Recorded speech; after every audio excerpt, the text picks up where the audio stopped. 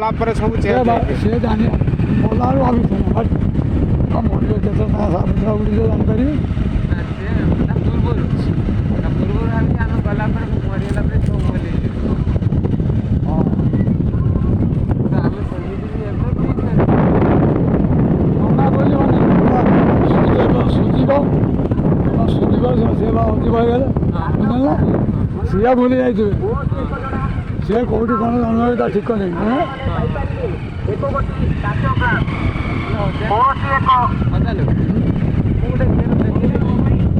ଯାହାର ଯେମିତି ଭଲ ପାଇବା ଥାଏ ମାନେ ସେ ଯେଉଁ ଜାଗାରେ ଜନ୍ମ ହେଇଥାଏ ଯେଉଁ ଲୋକ ଯାହାର ପ୍ରତି ଭଲ ପାଇବା ଥାଏ ମାନେ ସେ ସେଇ ଏରିଆ ଭିତରେ ଜନ୍ମ ନିଏ।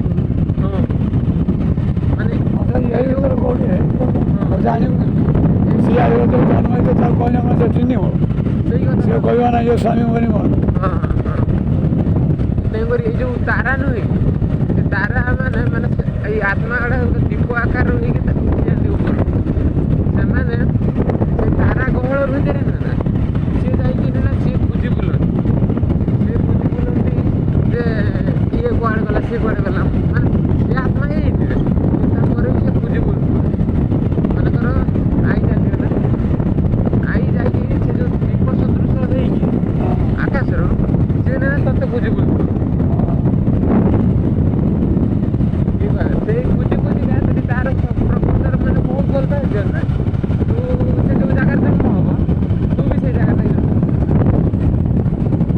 ସେଇ ଜାଗାରେ ମାନେ ଚିହ୍ନି ହବନି ନା କିନ୍ତୁ ଏରିଆ ଭିତରେ ଚିହ୍ନି ହବନି ନା ତିନି ଭାଇ ଚିହ୍ନି ପାରିବନି ମୋତେ ମୁଁ ଚିହ୍ନି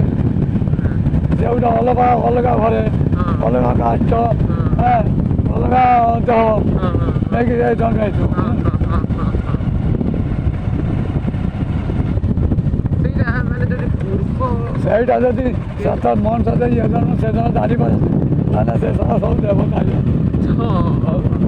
ମଣିଷ ସେତେବେଳେ ଦେବତା ହେଇଯିବ ଯେତେବେଳେ ପୂର୍ବ ଜନ୍ମ ବିଷୟରେ ସେ ଜାଣିପାରିବ ବୁଝିଲେ